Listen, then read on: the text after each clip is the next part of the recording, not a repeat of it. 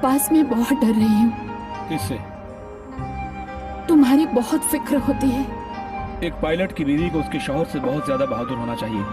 मुझे इतनी फिक्र होती है कि अगर तुम मुझे नहीं भी बताते हो कि तुम्हारी परवाज़ है तो भी मैं समझ जाती हूँ। यहाँ तक कि मैं आसमान में कई जहाजों के बीच तुम्हारा जहाज पहचान लेती हूँ।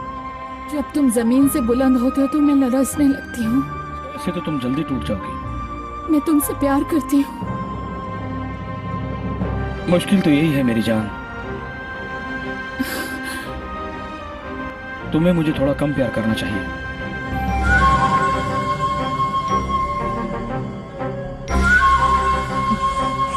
यानी क्या? ये कैसी बातें कर रहे हो अब्बास?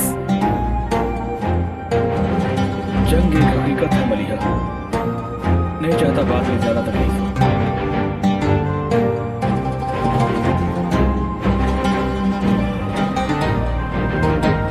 आज के बाद मुमकिन है हर रोज इस बेस पर ताजियत की मजलिस कर पाओगी।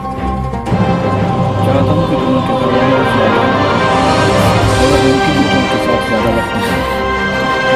इस तरह तुम्हारे लिए भी अच्छा है।